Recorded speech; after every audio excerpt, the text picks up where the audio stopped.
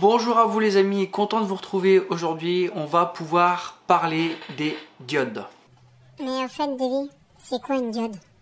Une diode est un élément, d'accord, qui a exactement deux parties. On va avoir une partie qui est pauvre en électrons. Dans ces cas-là, on va dire que cette partie est positive, c'est jonction P. Et on va avoir une autre partie qui est riche en électrons. Cette fois-ci, on va appeler ça une jonction N. Celle-ci sera négative. Pour comprendre, une diode, en fait, une diode est polarisée. On va avoir un côté moins et un côté plus. On va avoir la cathode et l'anode. Alors pour ceux qui ne sauraient pas, moi j'ai une petite mémotechnique qui me permet de savoir toujours est-ce que le cathode est le moins ou le plus. Dans ces cas-là, vous utilisez le mot cathode, vous utilisez le K, d'accord? Et le côté de la barre du K, vous savez que c'est le côté moins. Dans ces cas-là, je vous mettrai un petit symbole et vous comprendrez, vous verrez que ça peut vraiment vous aider. Dans ces cas-là, on sait que la cathode c'est le moins et l'anode c'est le plus. Alors pour comprendre exactement dans quel sens se met une diode par exemple dans un circuit, il faut savoir déjà qu'à les bornes de celle-ci, le courant ne peut pas passer en dessous de 0,7 volts, d'accord, pour la plupart des diodes. Et si jamais, imaginons que vous mettiez la diode à l'envers du circuit, dans ces cas-là, elle sera dans le sens bloquant. Ça veut dire que le courant ne peut plus passer.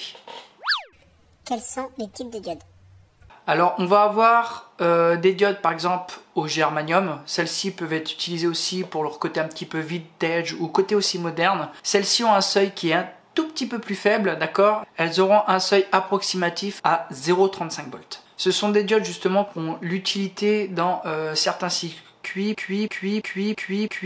pour pouvoir corriger au niveau des biais de température. Comme elles sont sensibles à celles-ci, elles permettent de gérer les variations et de compenser celles-ci. Ensuite, on aura les diodes au silicium. Celles-ci ont un seuil un petit peu plus élevé que la moyenne. On peut avoir plusieurs types. Un N4148, un N914. On aura aussi les diodes de silicium de puissance. Celles-ci sont souvent utilisées justement pour les alimentations. Elles ont une protection et un claquage de courant qui est beaucoup plus élevé que la moyenne. Et souvent, c'est pour ça qu'on les utilise. Cela évite justement les courts-circuits au niveau des alimentations. Je peux vous donner un type, le 1N4001. Alors beaucoup oublient aussi, on a les LED. Alors les LED, c'est une diode, d'accord? On a la broche moins qui est la cathode et la branche la plus longue qui est l'anode. Celle-ci justement peut être utilisée en tant que diode, mais il faut savoir aussi que suivant leur couleur, les tensions ne vont pas être les mêmes à leur borne. Dans ces cas-là, je vous mettrai une image qui va vous représenter justement chaque tension pour chaque LED et chaque couleur. Nous avons aussi les diodes Zener. Alors celles-ci, on en parle un petit peu moins. Pour pouvoir vous expliquer comment les mesurer, je ne pourrai pas le faire dans cette vidéo. Peut-être que je le ferai une fois que j'aurai acheté justement mes cartes test qui me permettraient de faire ce genre de petit montage. J'espère le faire assez prochainement. Mais ce qu'il faut savoir, la diode Zener, alors il existe plusieurs tensions possibles. Alors si vous la mettez dans le même sens qu'une diode basique, elle aura exactement le même effet, c'est-à-dire qu'elle va se comporter comme une diode normale. Si vous la mettez à l'envers du sens de courant, celle-ci va se comporter comme une diode Zener, ça veut dire qu'elle aura son sens de seuil d'avalanche. Si jamais vous prenez une diode Zener, que ce soit du 5, du 9 ou du 12 volts ou tout autre, celle-ci justement laissera passer la tension une fois que celle-ci aura passé le dessus de son seuil d'avalanche. C'est une diode qui est énormément utilisée pour justement contrôler les seuils de tension. Comment tester une diode? Pour savoir comment justement on contrôle une diode, vous allez voir, c'est vraiment pas compliqué. Dans ces cas, moi ce que je vous propose, on va aller directement derrière au niveau de l'atelier et puis je vais vous montrer ça. Ok, allez c'est parti, on y va. Alors nous voici sur l'établi, je vous ai préparé justement quelques diodes et je vous ai préparé aussi des LED ici. Comme ça on va pouvoir regarder un petit peu celui-ci et voir un petit peu comment on peut les tester. Alors pour ce qui est des diodes, il faut savoir justement que la plupart du temps quand on va vous dire sur leur point de mesure, on va se situer entre 500 et 700. Mais il faudra savoir aussi quel genre de diode vous êtes en train de mesurer, car suivant celle-ci, les valeurs peuvent changer. On va regarder au niveau du multimètre. Pour tester une diode, il n'y a pas 36 000 façons. La plupart de toute façon des multimètres longs à l'heure d'aujourd'hui, là ce que je veux dire, vous aurez un symbole, justement le symbole de la diode qui est situé ici. Une fois que vous avez trouvé justement votre fameux symbole, on va se mettre sur celui-ci. Et une fois que c'est fait, justement, je vais pouvoir vous expliquer comment cela fonctionne. Déjà, pour savoir au niveau des diodes, il faut qu'on reprenne un petit peu les bases. Ce que je veux dire par là, il faut savoir que quand vous faites des tests justement en mode diode, il faut toujours se rappeler du sens du courant. Là, on parle du sens du courant conventionnel. Ça veut dire que quand on a un sens, hop là, pardon, ça c'est ma feuille. Quand on a un sens au niveau du courant, il faut savoir que le courant se dirige du plus vers le moins. Ça, c'est le sens conventionnel. Après, savoir la réalité des choses, ça, ce serait le sujet d'une autre vidéo. Pourquoi je vous explique ça? Tout simplement, avec votre multimètre, quand vous viendrez faire des tests, et ça, on le fera peut-être aussi dans le sujet, ce sera sans doute le sujet d'une autre vidéo.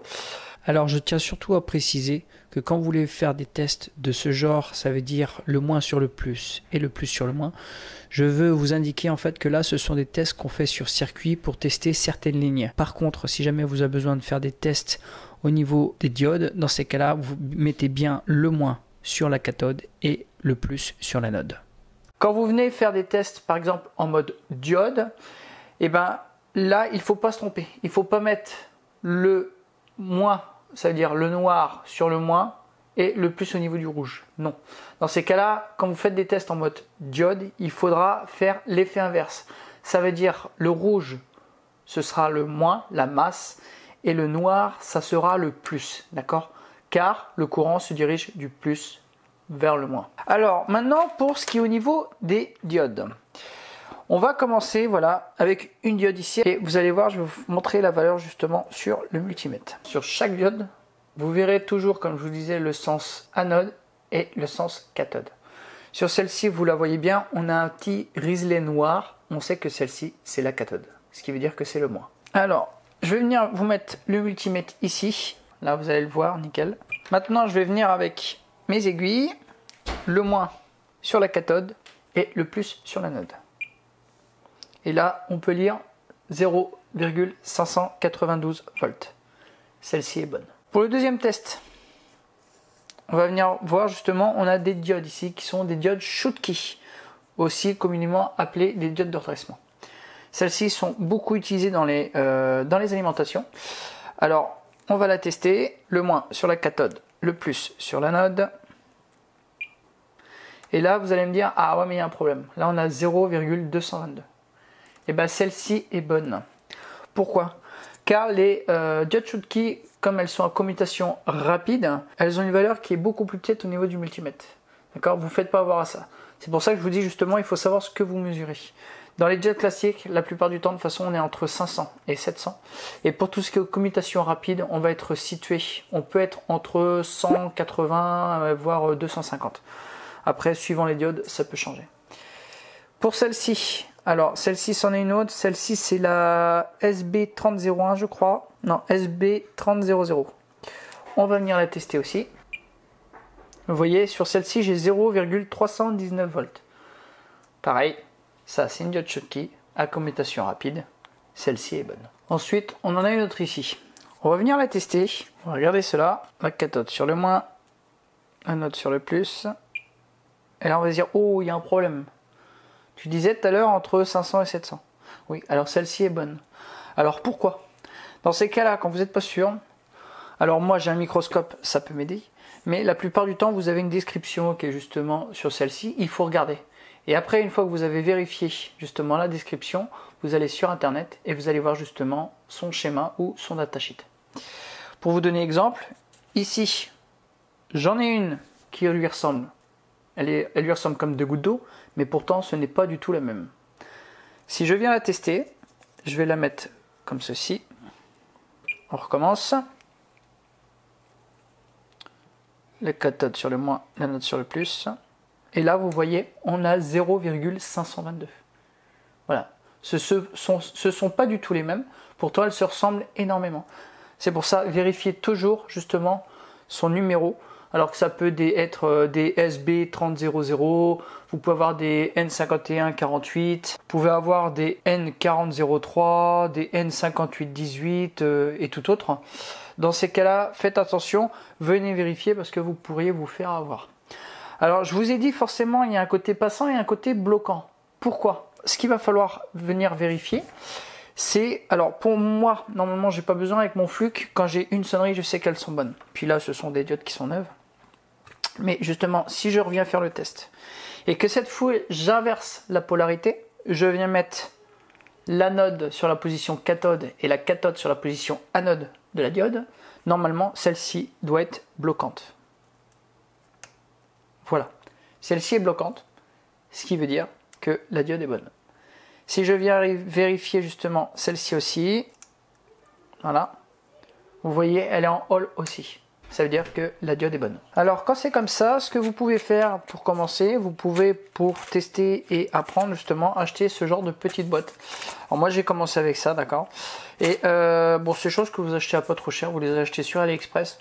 Ça fonctionne plutôt bien. Alors effectivement, vous n'allez pas forcément retrouver des composants dignes de ce nom, des super composants qu'on pourrait retrouver justement chez certains de nos fournisseurs. Mais en tout cas, voilà, pour vous dépanner et faire des tests, c'est amplement suffisant. Une fois ensuite qu'on a vu ça, alors avant de passer au LED, je voudrais vous expliquer, mais vous allez sans doute vous poser la question, Davy, comment tu fais pour savoir dans ces cas-là quand elle est morte? Alors, vous avez plusieurs solutions.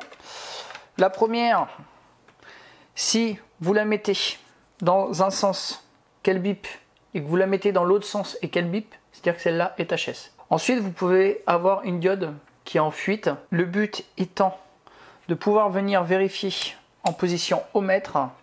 Alors moi je suis pas un spécialiste là-dessus par contre, mais dans ces cas-là vous venez tester celle-ci par exemple. On va revenir voir sa valeur. Vous voyez, là j'ai du 8,8 kOhm. Si je viens à l'inverse, là j'ai all, ce qui est bon, ce qui veut dire effectivement qu'elle est bien bloquante. Par contre, si jamais vous avez une résistance qui vient s'afficher sur le multimètre dans l'autre sens, ça veut dire que votre diode est en fuite et qu'il faut la changer. Mais moi, c'est une astuce que j'utilise pas forcément. Bon, il est vrai qu'après, c'est vrai que ça peut être vraiment bien. Et puis, comme tout composant, si vous n'êtes pas sûr de vous et que vous avez vraiment un doute, moi, je vous conseille, changez-la. Une fois qu'on a vu ça, maintenant, on va pouvoir voir les LED. Alors, comment tester une LED? Alors, une LED se teste de la même façon que pour une diode, sauf que les valeurs ne vont pas être les mêmes et qu'on ne va pas avoir du tout la même façon de vérifier si celle-ci est correcte ou pas du tout.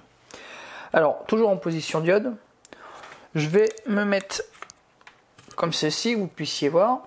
Je vais tourner un petit peu la lumière parce que sinon vous n'allez pas le voir. Et pour venir tester celle-ci, on va venir mettre le moins sur la barre la plus courte, ça veut dire la cathode, et le plus sur l'anode. Et regardons ce qui se passe. Et regardez, la LED s'allume. Voilà. J'ai une valeur à 1,722 volts, ce qui est tout à fait normal. Mais celle-ci s'allume, ce qui veut dire que ma LED est bonne. Voilà. Si je le mets dans l'effet inverse, bien sûr, elle est bloquante, cela ne fonctionnera pas. Et vous pouvez faire ça pour toutes vos LED. Suivant vos LED, elles vont plus ou moins s'éclairer, suivant la couleur. Alors celle-ci s'allume, mais c'est très très bref. Voilà. Celle-ci s'allume aussi. Voilà. Celle-ci, on la voit vraiment bien. Ça, la plupart du temps, c'est ce qui va vous permettre justement de venir tester vos diodes, ou alors voir aussi vos LED. Vous pouvez le faire aussi avec une alimentation de labo, mais avec un multimètre ça peut suffire. Il vous suffit de vous mettre en mode diode. Celle-ci va justement injecter un tout petit courant pour vous venir justement voir si celle-ci est fonctionnelle ou pas. Voilà, bon les amis, je vais vous laisser là-dessus. J'espère qu'en tout cas mes explications vous auront suffi à comprendre le fonctionnement des diodes et de savoir comment les tester. Ça peut paraître un petit peu abstrait, ça je peux tout à fait le comprendre. Moi le premier, ça n'a pas été forcément simple au début. Mais voilà, en tout cas j'espère que ça vous aidera. Je vais vous laisser là-dessus, puis j'espère qu'on se retrouvera très prochainement pour des nouveaux tutos, des nouvelles astuces, des réparations et sur de l'informatique. Voilà, sur ce les amis, je vais vous laisser là-dessus et je vous dis à très bientôt. Allez, à la prochaine, bye.